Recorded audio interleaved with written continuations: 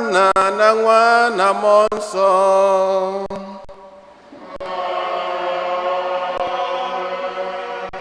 Ka ngọzi nke onye nwe anyị Jesu Kristi na ịhụnanya nke Chukwu Nna na ịdịkọ n'otu nke Mmụọ Nsọ na-enye dịrị unu niile.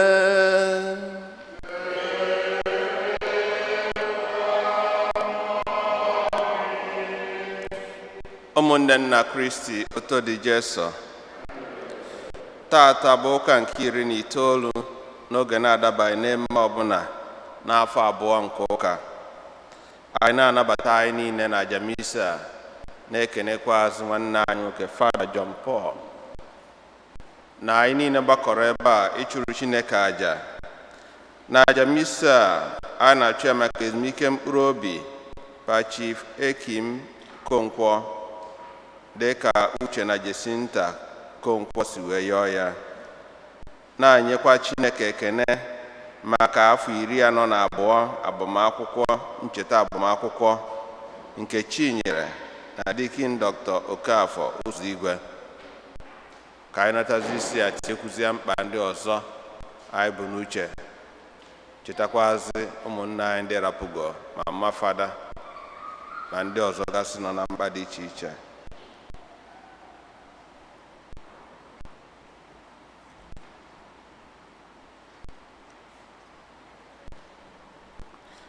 Ụmụnna, ka anyị kwado nwaanyị nke ọma ka nnukwu eme nke Eucharistia site n'ikwupụta njọ anyị.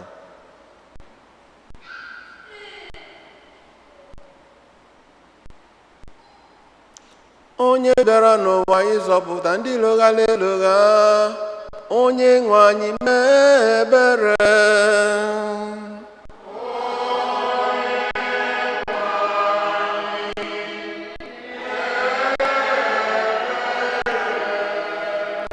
Onye bịara n'ụwa ịtọghata ndị ome njọ, Kristi mee ebere.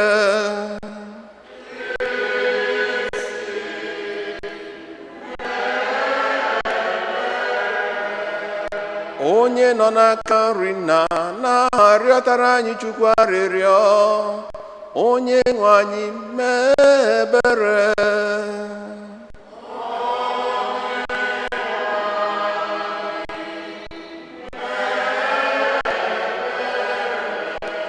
Ka Chineke ji ike niile mere anyị ebere, gbaghara anyị njọ anyị, duru anyị na ndụ ebe ebe.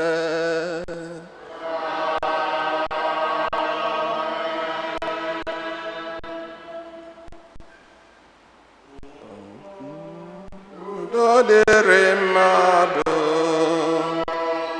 dị ihe ha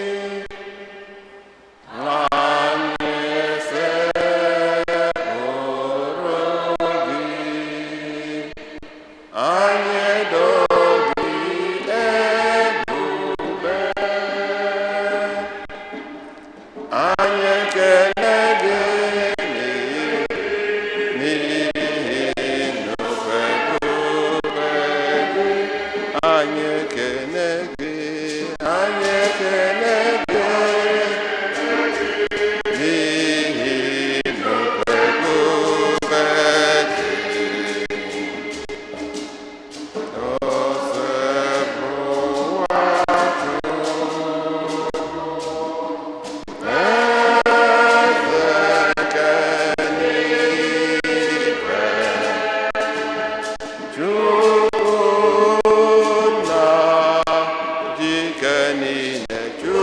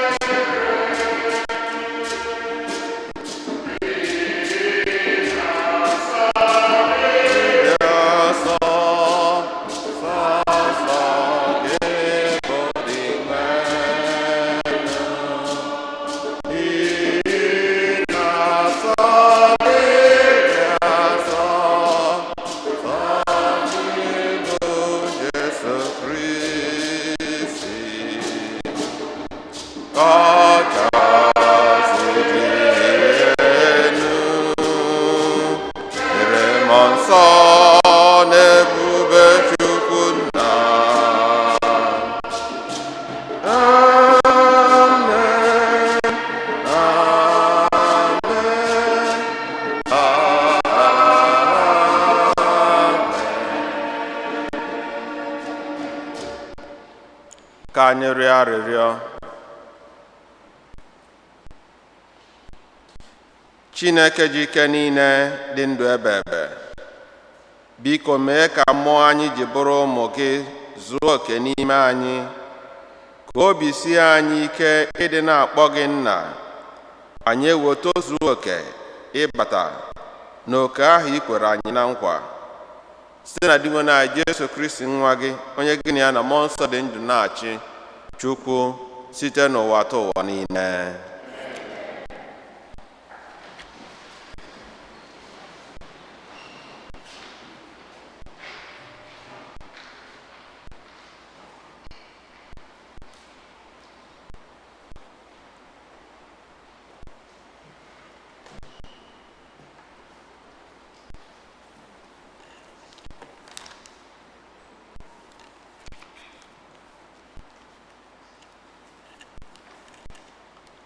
Ihe ọgụgụ ewetara n'akwụkwọ mbụ nke ndị eze. Elaịja gara ije otu ụbọchị n'ime ọzara, wee rute n'okpuru otu oke osisi na-enye ndo. Ọ rịọrọ ka ọ nwụgbuo ya, wee sị, "Onye nwe m, ike ụwa agwụla m, bịa wepụ ndụ m, n'ihi na akaghị m ndị nna nna m ochie nwụrụ anwụ." O wee dina ala n'ukwu osisi ahụ, ụra eburu ya.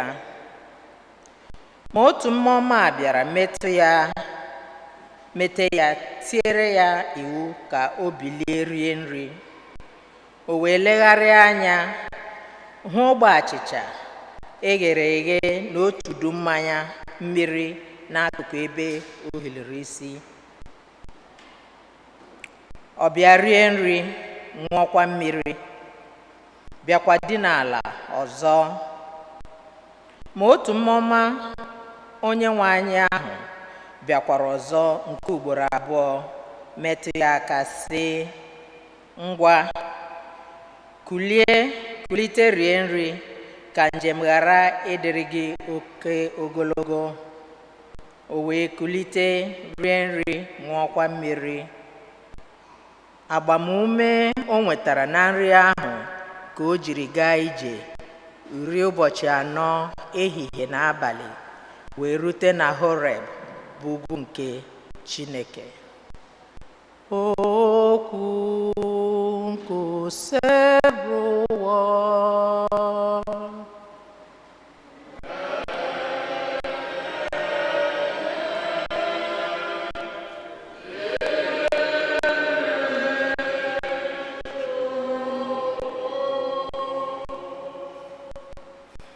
Detu Onyenwe anyị ọnụ, ka ịhụ na ọ dị ụtọ.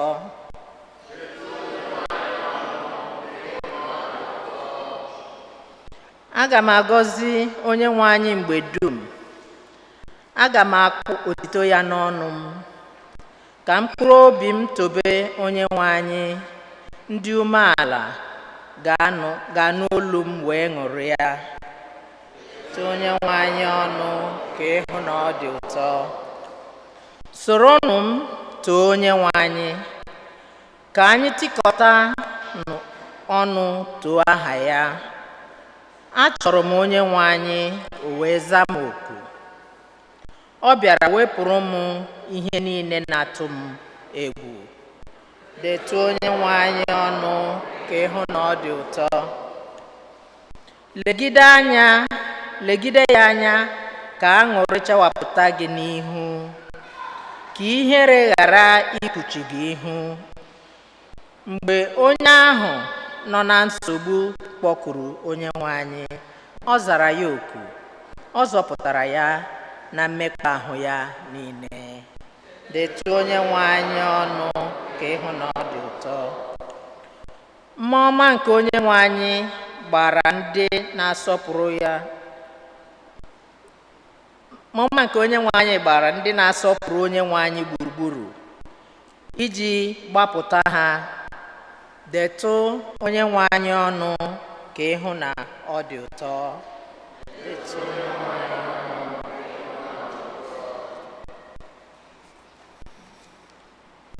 Ihe ọgụgụ e wetara n'akwụkwọ ozi nke Pọl dị asọ degara ndị Efesọs. Unu emekwala ihe ga-ewute mmụọ nsọ nke Chineke, onye akara unu akara ya, ka ọ bụrụ akara eji agbapụta unu mgbe ụbọchị ahụ ruru. Unu eburule ibe unu iwe na ọnụma n'obi. Unu ewela iwe ọkụ ma ọ bụ gwa onye ọbụla okwu n'olu ike. Unu ekwutọkwala onye ọbụla ma ọ bụ kwulụọ onye ọbụla n'ụdị ọbụla. Kama nweretanụ ịhụnanya n'etiti onwe unu, na-enwenụ obiọma n'obi nro na ahụ ibe unu, na-agbagharanụ ibe unu dịka Chineke si gbaghara unu n'ime Kristi. Ebe unu bụ ụmụ Chineke hụrụ n'anya, gbaanụ mbọ iṅomi Chineke. Soronụ Kristi site na inwe ụdị ịhụnanya ahụ Kristi nwere maka unu. Ụdị ịhụnanya ahụ kpalitere Kristi iwere onwe ya tinye n'ọnọdụ anyị, bịa chụnyere Chineke aja nwere isi ọma. Okwu nke osebro ụwa.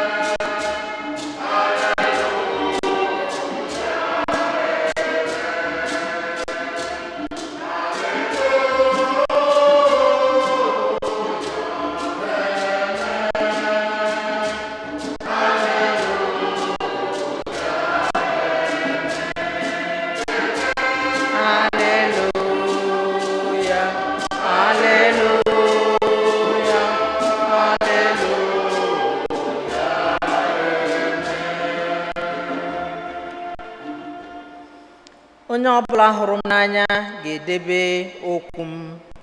Nna m ga-ahụ ya n'anya, anyị ga-abịakwute ya.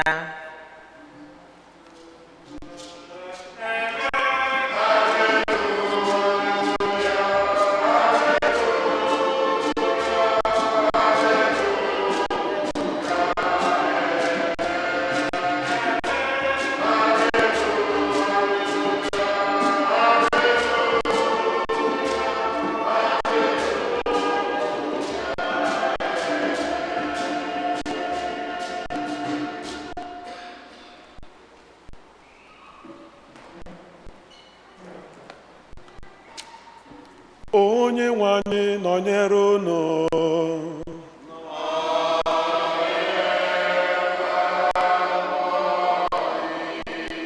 Ihe ọgụgụ nke a si n'oziọma dị nsọ nke Jọn dere.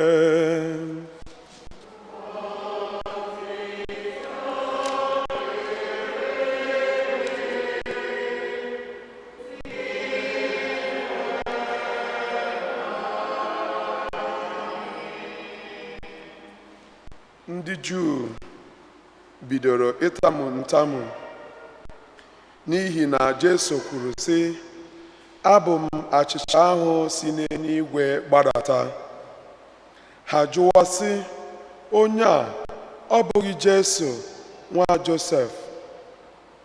Ọ bụ na anyị amaghị nna ya na nne ya? Gịnị mere o ji ekwu ugbu a sị, esi m n'eluigwe gbadata? Jesu wee zaa ha sị, ngwa kwụsịnụ ntamu ahụ unu na-atamu. Ọ dịghị onye ọbụla nwere ike ịbịakwute m karịa ma nna m onye zitere m mere ka ọ bịakwute m. aga m ebilite ya n'ọnwụ n'ụbọchị ikpeazụ. E dere ya n'akwụkwọ ndị amụma sị, Chineke ga-akụziri ha dum ihe. Ịnụ ihe nna m kụziri na isi na ya mụrụ akọ bụ ịbịakwute m. Ọ pụtaghị na enweela mmadụ nkịtị jirila anya nkịtị hụ nna m, karịkwa onye ahụ si na Chineke bịa. O jirila anya ya hụ nna m.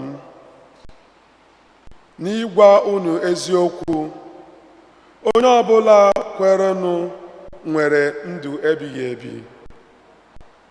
Abụ m achịcha nke ndụ. Nna unu ha riri achịcha ọcha n'ime ọzara, ma ha anwụọla. Ma nke a bụ achịcha ahụ si n'eluigwe gbadata, nke ọ ga-abụ onye rie ya ọ gaghị anwụ anwụ. Abụ m achịcha dị ndụ nke si n'eluigwe gbadata. Onye ọbụla riri achịcha nke a ga-adị ndụ ebighị ebi. Achịcha ahụ m ga-enye bụ anụ ahụ m maka ndụ nke ụwa niile. Ozi ọma nke o sepụrụ ụwa.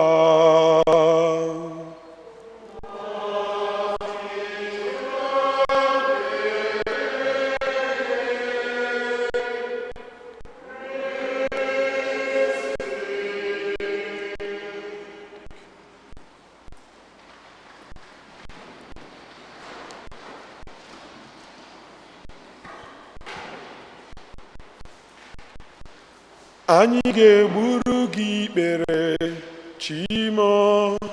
Anyị ga-akpọrọ gị isi ala, tụọrọ gị mma. Anyị ga-egburu gị ikpere,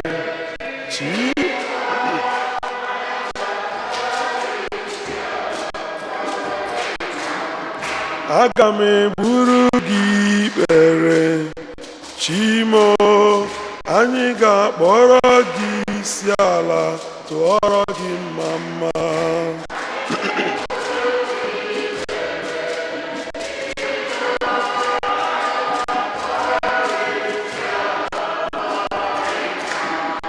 Aga m egburu gị ikpere, Chimo. Anyị ga-akpọrọ gị isi ala, tụọrọ gị mma.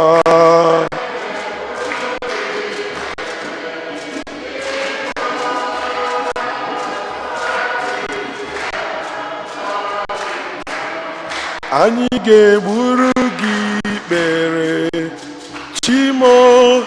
Anyị ga-akpọrọ gị isi ala, tụọrọ gị mma.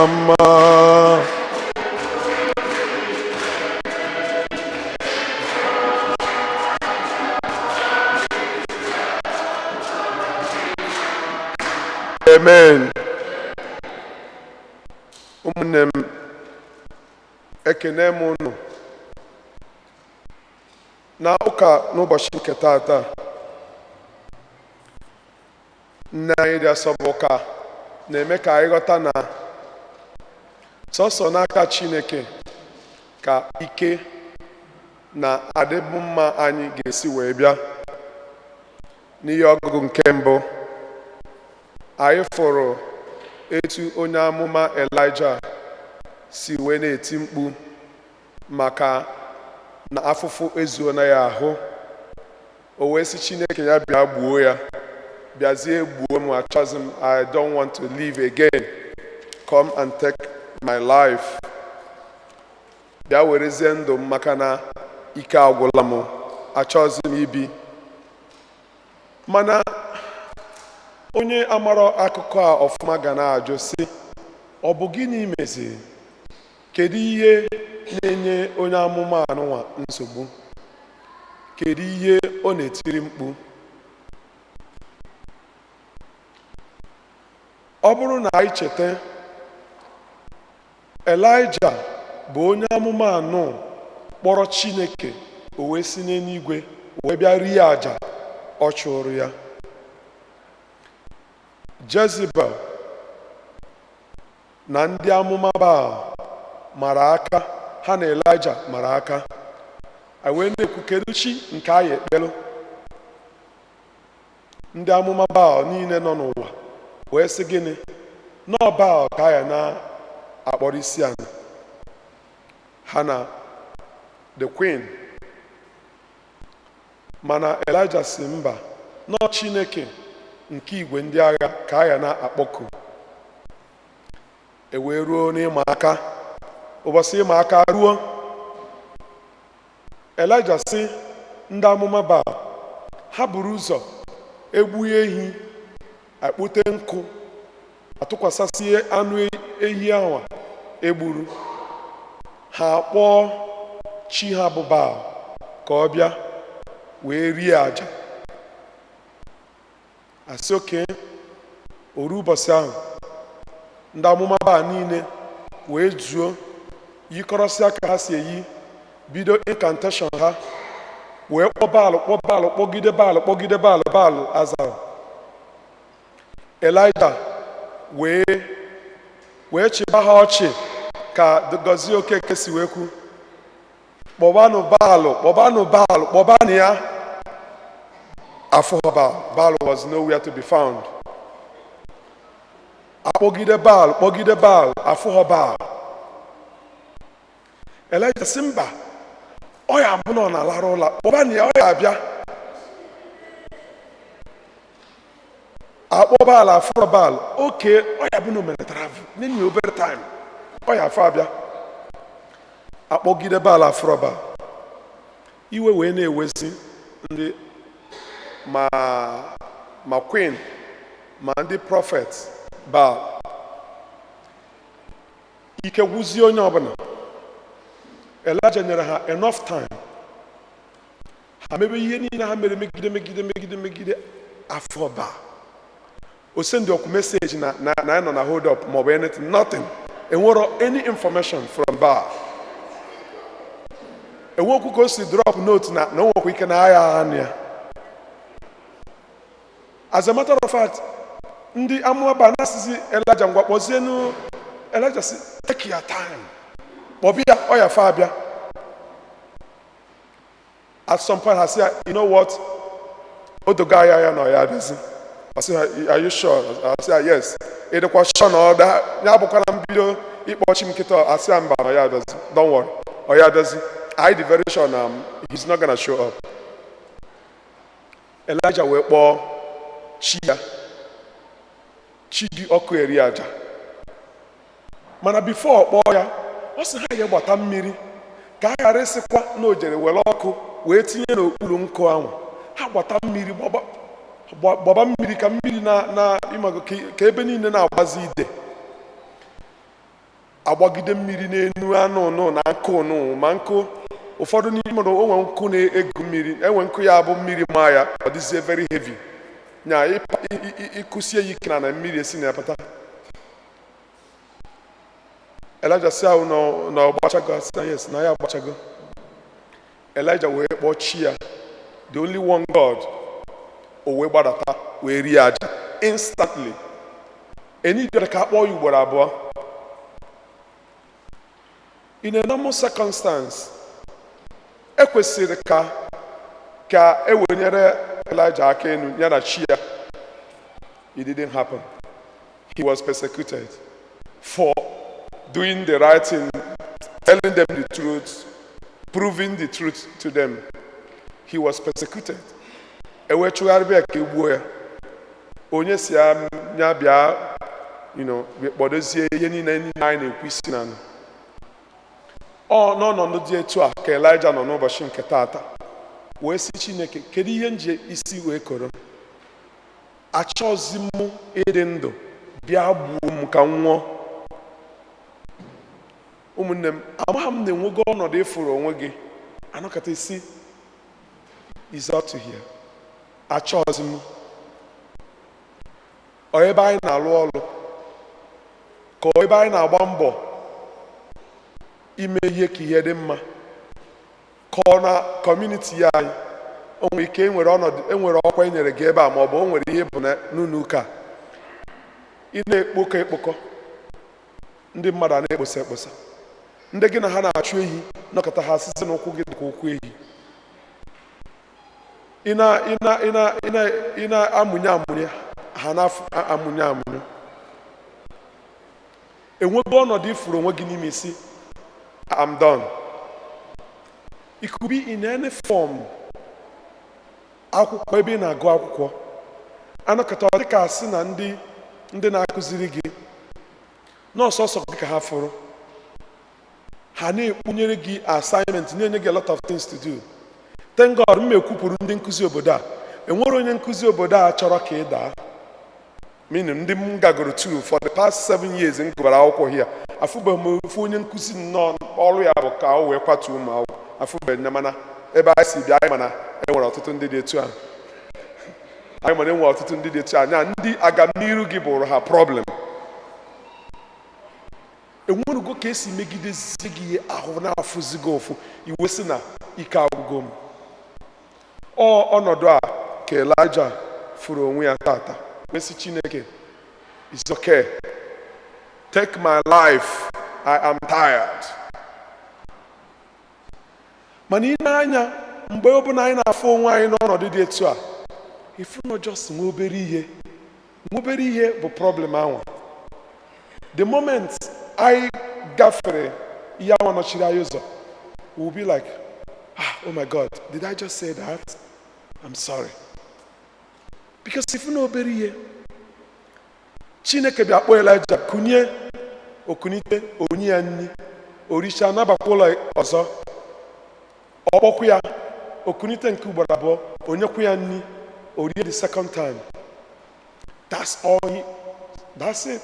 Enwezi ihe ọzọ Elijah neediri ka o wee gaa ije for 40 days. Ọkwa onye na-esi Chineke bịa gbuo m, just na-enyere ya food. That's it. Nni nwere ọlụ abụọ ọ na-alụ na ndụ anyị.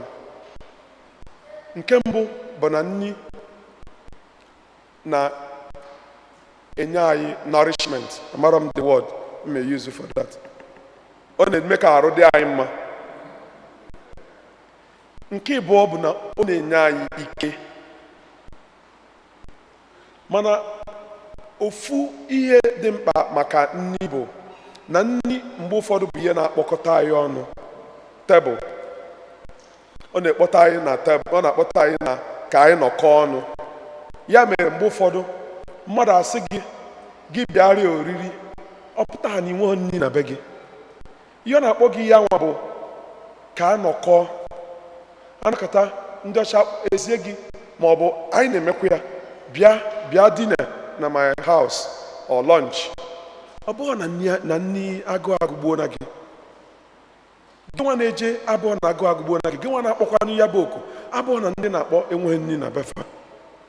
Kama ama anyị dịka ndị na-akpọ oku, anyị na-akpọ oku, and oku ahụ a na-akpọ abụghị na onye ọbụla ịkpọrọ oku ya aza ya bụ oku.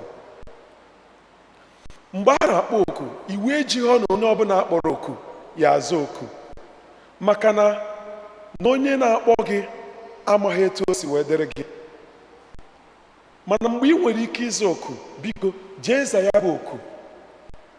Mana mgbe ị nweghị ike ịza ya, ndị be anyị na-ekwu na ị ya anawo ụsa excuse na ya abịa. Mana ọ bụrụkwa ma ịkpọ oku, eji ịkpọ oku mara anyị. Ọ bụghị maka ihe a na-eri n'oku anwa bụ dị mkpa, kama nọọ mmekọrịta ụmụnne. A sị na nwamba sị na mmekọrịta arụ bụ ụtọ. Ndị be anyị na-asịkwa na ọgaranya jere ụka anụ juru akpa bụ ndị ọ na-enye nyere ya, maka na anaghị ka anụ n'ụlọ ụka. Sọmbọsọ bụ na ịfụ onye ji anụ wee nata ụka, ndị ọ na-enyekwa na ndị ọ na-akpọ oku bụ ndị kpọkwara ya oku. Ọyị ọpụta. So wee bụrụ na nni abụkebeghọ na ọka nje rijuo afọ, n'agbanyeghị na nni na-enye anyị ike na-emekwa ka arụ dị anyị mma, mana mgbe ụfọdụ ọ bụkebe ha ka anyị jee rijuo afọ. O jiri bụrụ na achịcha ka eluigwe a na-enye anyị na-abụ n'obere. Anyị afụbeghị onye riri the Eucharist richaa ya si na afọ na-achọzi ịgbawa ya.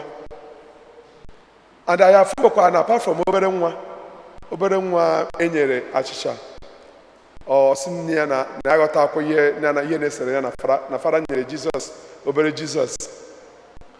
Nwatakịrị aghọta na Jizọs enweghị nke nnukwu na nke obere. So oche na o tekiri ya personal na ya bụkwa na ọ dị ka fara na ya na fara nwezi problem. Mọmi, ọ dị ka ịgwa fara na mụ emere homework yesterday na Jizọs fara nye m taa bụ nke obere Jizọs. Ọ ghọtaghọ, mana anyị maara na Jizọs enweghị nke obere. Nni bụ ihe na-enye anyị nourishment and ihe na-enyekwana anyị ike. And mgbe mmadụ kpọrọ gị bịa rie nri, ọ bụkabeghị just to come and fill your stomach. There is more to that. When you are invited to eat in someone's house, it goes beyond filling your stomach. It brings relationship. It brings fraternity. It brings friendship. And that's why our Lord is calling us today to the table to come and eat his flesh and drink his blood. Onye riri ya, agụụ agaghị agụ ya ọzọ.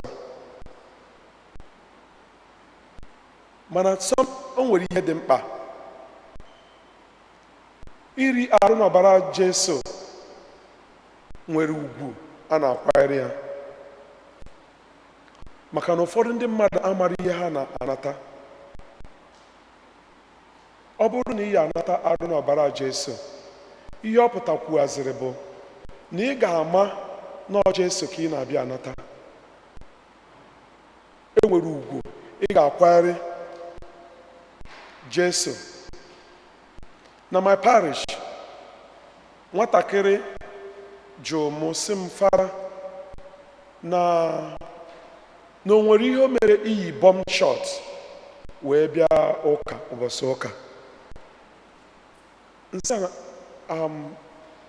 na m amụchakwa na ọ ma na m na-amụ culture America amụ, mana ka njikere ya ọchị ịgafụ Biden, kedu ihe ọ ya like iyi ọ na-eme ka ọzọ. Nsị mba, don't worry, need your his mma like ka ihe ọbụla ị ga-eyi je fụ Biden, President Biden, bụsị ọbụla ị nwere opportunity, which ama m na ọ dịghọ rare, ọ bụrụ rampant na President America ya invite gị to their house. Mana onwe ụbọchị ọbụla President America mere gị invite to his house, ihe ọbụla ọ kpatara gị n'obi na ị ga-eyi, maọbụ ihe ọ na-adị ka ị ga-eyi na ọbụla President America mee gị invite to his house or to his office, ihe ọbụla ọ na-adị ka ị ga-eyi, biko yiri ya bịa fụ Jesu.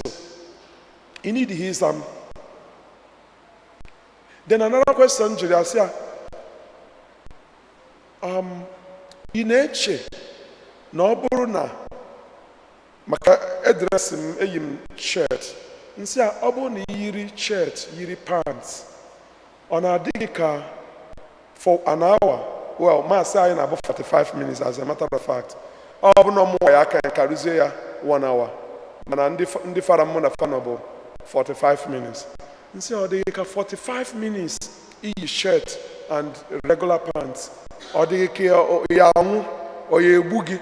Ọ sị mba. Nsị oke na m sịkwa ka mmadụ just ka a ghara isi na ọmụnwa mere ihe iji wee kubie na unu ụka. Kedu ihe anyị na-ekwu maka ya? Ịbịa ịnata, onye ọbụla na-anata Jesu kwesịrị ịma na Jesu ka ọ na-anata. Iwe ji ọkwa gị ịnata ya.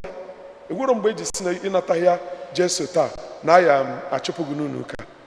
Mana ọ bụrụ na ị na-abịa anata Jesu, ị ga-eji ugwu na nsọpụrụ, maka na ọ sị na onye ọbụla riri ahụ ya nwa ọbara ya ga-enwe ndụ n'ime ya. Ya bụ ụmụnne m,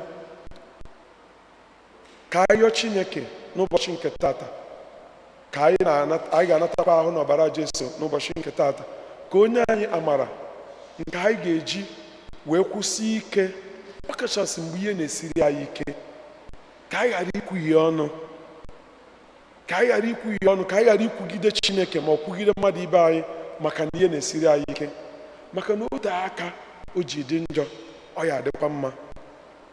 A sịkwa nke nwere opportunity a kene ọtụtụ n'ime unu ndị kpọgoro m na fon, na ndị sendigoro m akwụkwọ, ma ndị sọpọtụ goro n'ụzọ dị iche iche maka ọnwụ nne m nwụrụ n'ụbọchị July 24th. So ana m ekene unu maka ọsọ unu gbatara m, ọsọ akwa unu gbatara m. Ụfọdụ ndị mmadụ na-eti mkpu sị hai na ihe a karịa, ọ bụrụ na anyị merụ n'okwu a na-akpọzi ehika, ọbụọnụ mmụ si nne m nwụọ, ọ maka na nne m nwụrụ mere m ji kpọba oku, and na mma na anyị bụ ndị na-aza oku, na-akpọ oku, anyị na-aza oku. So eji m opportunity a na-agwakwa unu na anyị akara ya ụka n'Igbo na ofu n'ime unu ụka ebe etinyere m na Richmond Hill. Esendigo m the flyers, Chibuzọ nwekwa ike isendere ya unu niile. Anyị akara ya ụka Igbo 7 p.m. on August 15th. Enwekwara English Mass maka ndị parish m na ndị ọzọ gasị na-asụ asụsụ Bekee echi na mgbede 7 p.m. Also, ọ bụrụ na ị na-eche ya abịawu nke Igbo na August 15th, ị nwere ike ịbịa nke enwere echi.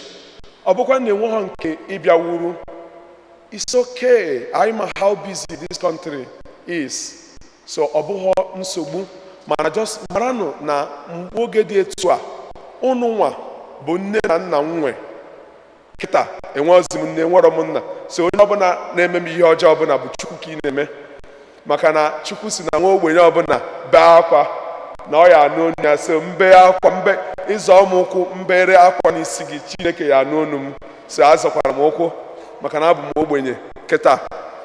So wee bụrụ ya, jisie n'ike ndị Fortunata. Echetara m na mgbe m nọ na seminarị na diocese sendere m ebe anụnwa na-abịa ụka niile a na-aka mgbe anwa, ma nke Igbo ana m abịa n'ụtụtụ, ana m abịa dị na mgbede Satọde, nọgide wee ruo na mgbede Sọnde. Ana m esi Highland Boulevard were abịa. Mgbe m chịkwanụ fara ndị Fortunata nọkwa ya. Jisie n'ike, a sị na onye a sị na jide ka o ji ma na ihe o ji dị mma. Jisie n'ike, daalụ nri nne, otu dị n'Jesu.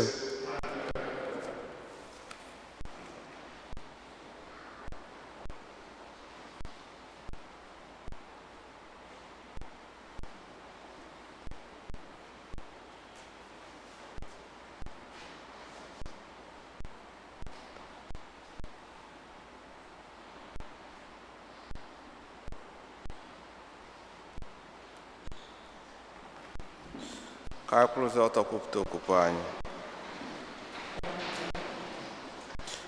Ekwe m n'otu Chineke, nna ji ike niile, onye mere eluigwe na ala, ihe dum a na-ahụ anya na ndị anaghị ahụ anya, ya na otu onye nwe anyị Jesu Kristi, otu nwa Chineke mụrụ, nna mụrụ tupu ụwa atọ ụwa niile, Chukwu si na Chukwu, ihe si n'ihe, ezi Chukwu si na ezi Chukwu, amụrụ ya mụ eme ihe eme, ya na nna bụ otu ihe a ji bụrụ Chukwu, onye si na ya mee ihe dum, onye maka ihe anyị bụ mmadụ na maka ihe nzọpụta anyị si n'eluigwe gbarata, were ahụ na Virgin Maria site na mmụọ nsọ ọ bụrụ mmadụ, abịa kpọgbuo ya n'obe n'ihi anyị n'oge ọchị Pontius Pilate, ọta ahụhụ, ọnwụọ, enye ya. O bilitere n'ụbọchị nke atọ ka akwụkwọ nsọ si kwu, ọ rọgo n'eluigwe, nọ n'aka ndị Chukwu, ọ ga-abịaghachi ọzọ n'ebe ya ikpe ndị dị ndụ na ndị nwụrụ anwụ ikpe. Ọchị ya na-enweghị njedebe. Ekwe na mmụọ nsọ, onye nwe anyị na-enye ndụ, onye si na nna na nwa pụta, onye a na-esekpuru na-etokọrọ ya na nna na nwa, onye si na ndị amụma kwuo okwu. Ekwe n'otu nzukọ nsọ Katọlik na Apọstọlik, ekwupụta m otu baptizim nke mgbaghara njọ. Ana m atụ anya mbilite n'ọnwụ ndị nwụrụ anwụ.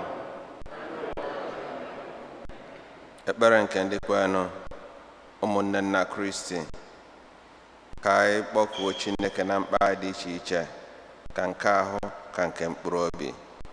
Mmadụ ịnọ ga-etinyezi ọnụ n'ihi ekpere nke ndị kwenụ.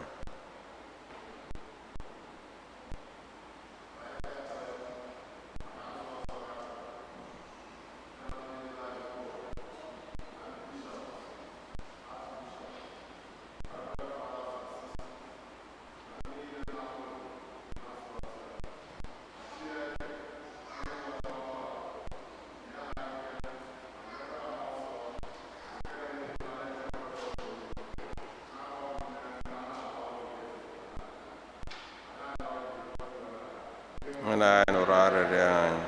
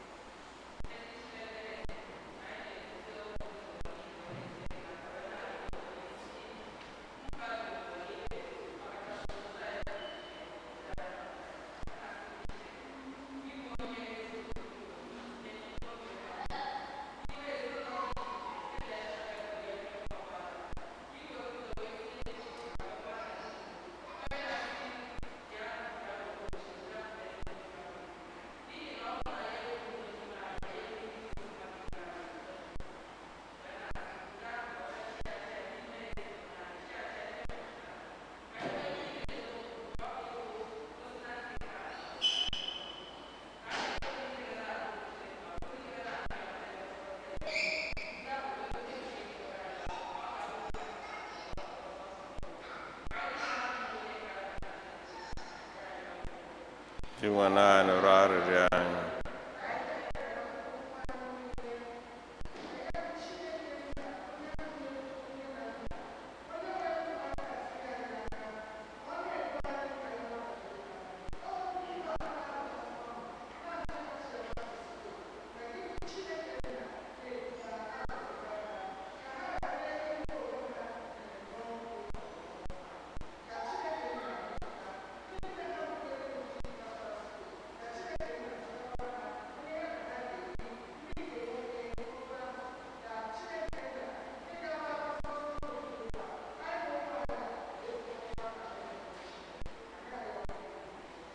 Iwe na anyị nụrụ arịrịọ anyị.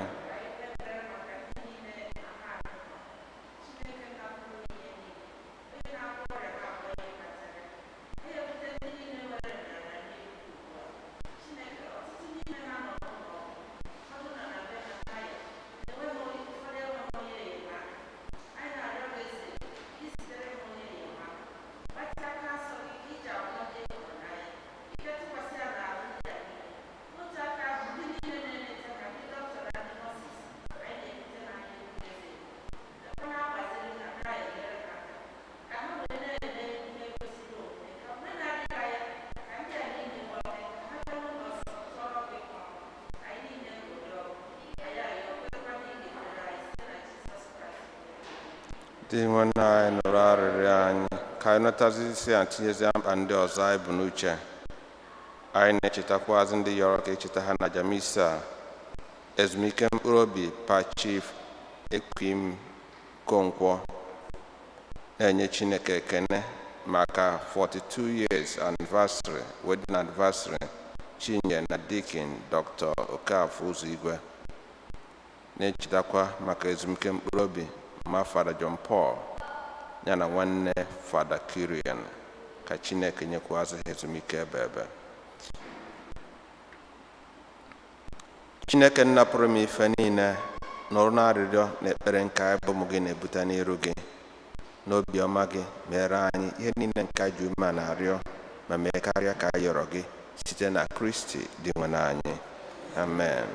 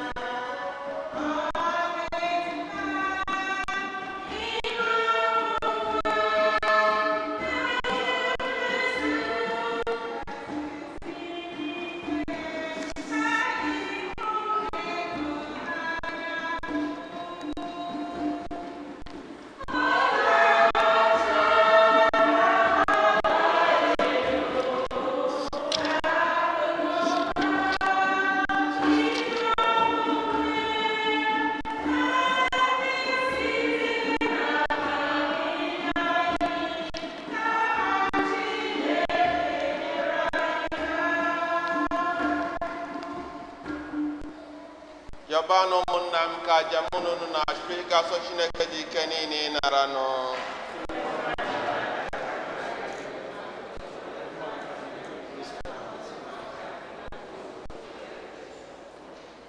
Onye nwe anyị, i sitere na ebere gị nye anyị onyinye nke anyị na-ebutere gị.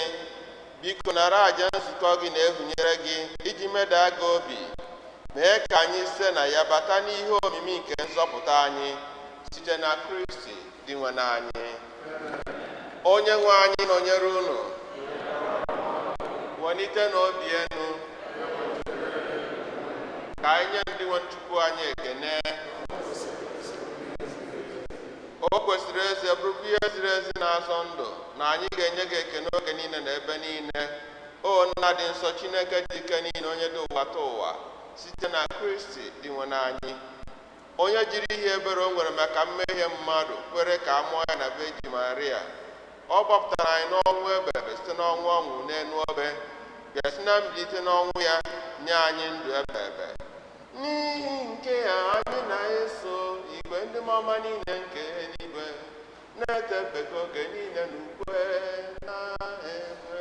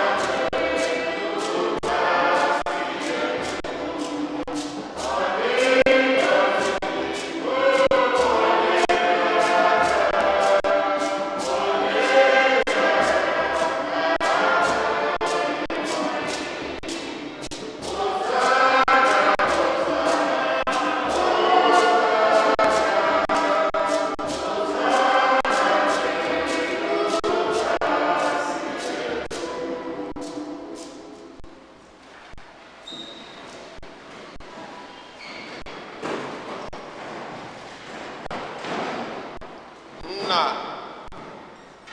ịdị nsọ ezie, sọ gị na-edo ihe dum nsọ. Anyị na-arịọ pilo onye ndị a site n'ikwasa ha mmụọ gị ka ha wee ghọrọ anyị ahụ na ọbara ka onye nwe anyị Jesu Kristi, onye bịara tupu edunye n'ọnwụ ka o jiri aka ya wee nara, were achịcha nye gị ekene na otito, nyawa ya nye ya ụmụazụ ya sị, naranụ nke a, rienụ ya unu niile, nke a bụ ahụ m nke a ga-eduru nye maka unu.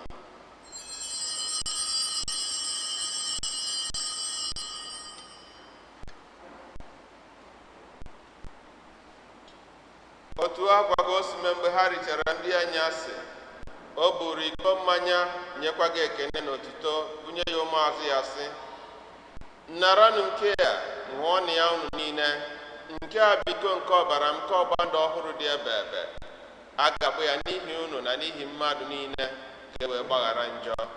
Na-emenụ nke a na ncheta nke m.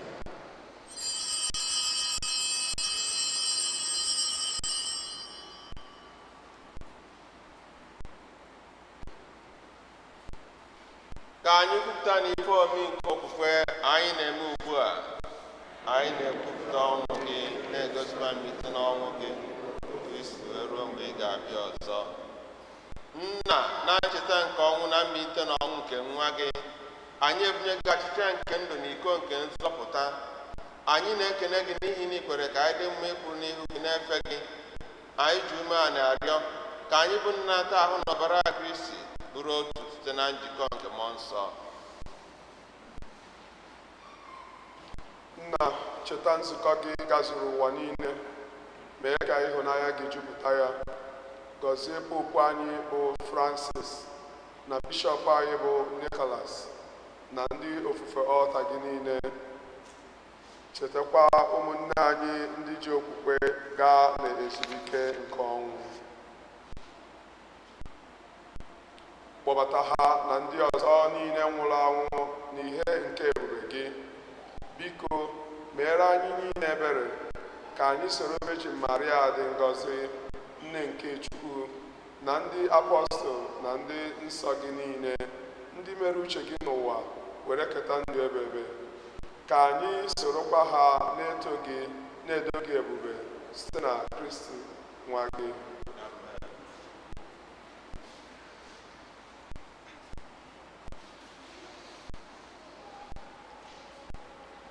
Ihe niile kere eke na-eso ya bụ Kristi, na-esikwa n'ime ya na n'aka ya, n'ịdịkọ n'otu nke mmụọ nsọ, na-enye gị bụ nna ike niile, nsọpụrụ na otuto niile, site n'ụwa atọ ụwa niile. Amen, amen, amen, amen. Blessings and glory,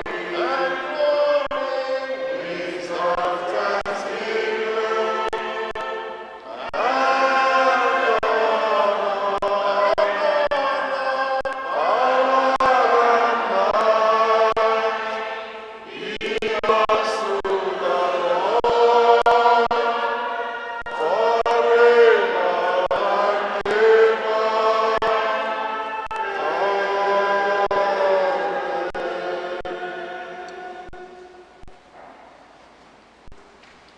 ụmụnna, ka anyị were ebere n'ụzọpụta anyị kụziri anyị wee kpọkuo Chukwu nna anyị n'eluigwe. Oteburu aha gị, ọchịchị gị bịa, ka eme uche gị n'ụwa dị ka esi eme ya n'eluigwe. Nye anyị taa ego ụbọchị anyị, gbaghara anyị ego anyị ga-asịkwa mmefu anyị. Ekwela ka anyị mee n'ala nye, ma zọpụta anyị n'ala ike. Zọpụta anyị, anyị na-arịọ gị, o Sebụrụ na-ajụ ihe niile. Were ebere nye udo n'oge nke anyị site n'inye aka ebere gị, ka a zọpụta ya na ndị oge niile anyị webana nsogbu niile. Were nchekwa dị nsọ na-atụ anya ka mbịaghachi wee zọpụta anyị, Jesu Kristi. Onye nwe anyị Jesu Kristi, egwa ndị apọstụl gị, udo ka anyị na-ahapụrụ unu, udo nke m ka m na-enye unu. Enekwana na njọ anyị, kama nekwasị anyị n'okwukwe nke nzukọ gị. Nye udo n'ịdịkọ n'otu mgbe niile ka uche gị siri chọọ, ibe dị ndụ na-achị ebe ebe ebe ebe. Udo nke o sepụrụ ụwa dịrị unu mgbe niile.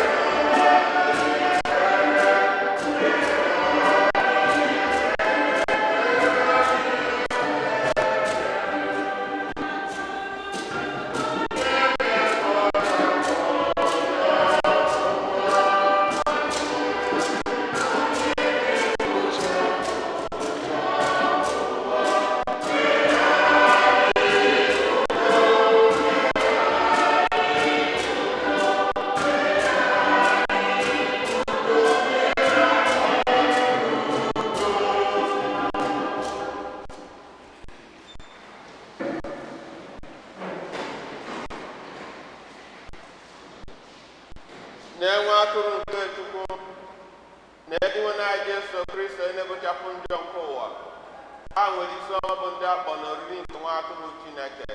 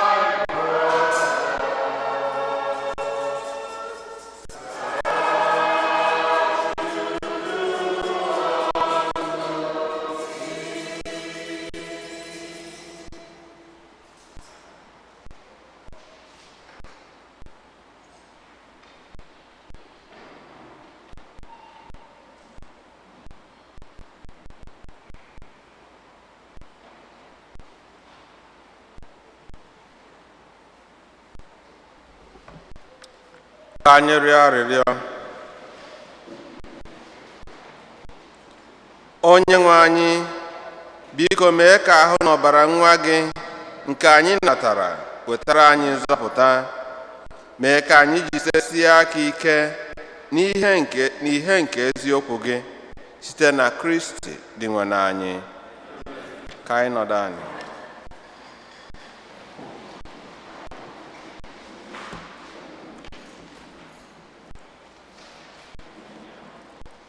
Otuto dịrị Jesu. Otuto dịrị Jesu. Second collection is for the church landscaping. The choir.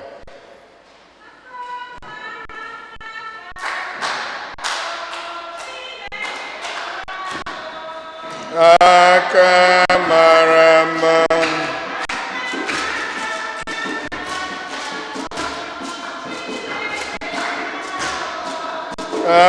Akamarama. Akamarama. Akamarama.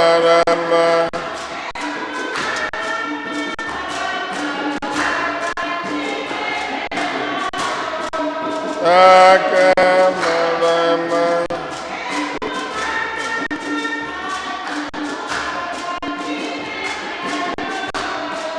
Ebu barama. Ebu barama. Ebu barama. Akamarama. Akamarama. Otuto dịrị Jesu. The annual Catholic appeal is once again in progress. Our goal remains 22,000. As of now, we have 18,600 in pledges. We are 4,000 away from our goal. Thank you for those who already made a pledge. We remind you to please return the envelopes that were distributed a few weeks ago, and we still have envelope at the back if you didn't get. So we hope for those who haven't, please support the charities of the diocese and including the parish. Thank you. Our parish is offering adult classes, like we keep announcing, from 16 and above for baptism, Eucharist, and confirmation. Call directly to make an appointment or to register. Next week, the collection will be for the summer mission appeal. Father Maina Paul, representing the congregation of Daughter of Mary from Tanzania, will be making an appeal to support their mission. More information will be posted in the vestibule of the church. I will remind you that during the summer month, the rectory closes by noon. So if you want to do anything, you do it before 12 at the rectory. Undocumented immigrants that were affected during the COVID-19 pandemic will be able to begin receiving financial relief beginning August. Yes, it's ongoing, through the new Extended Workers Fund that New York State passed. Catholic Migration Service is helping in that progress.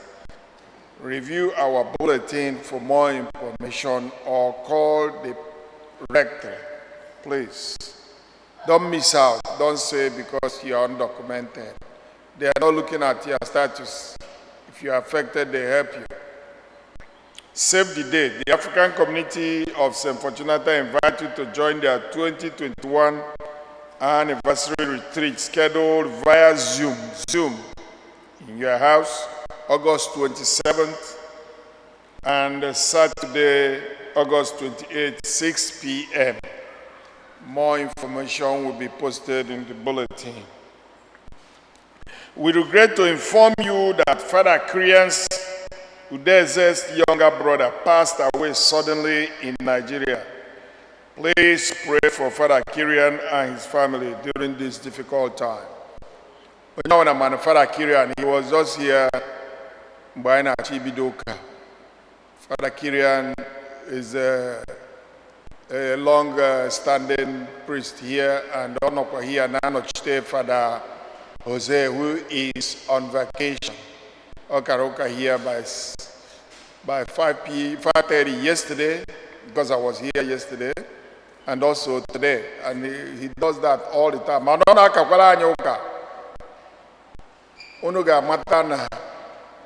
Ifeme father. Ifeme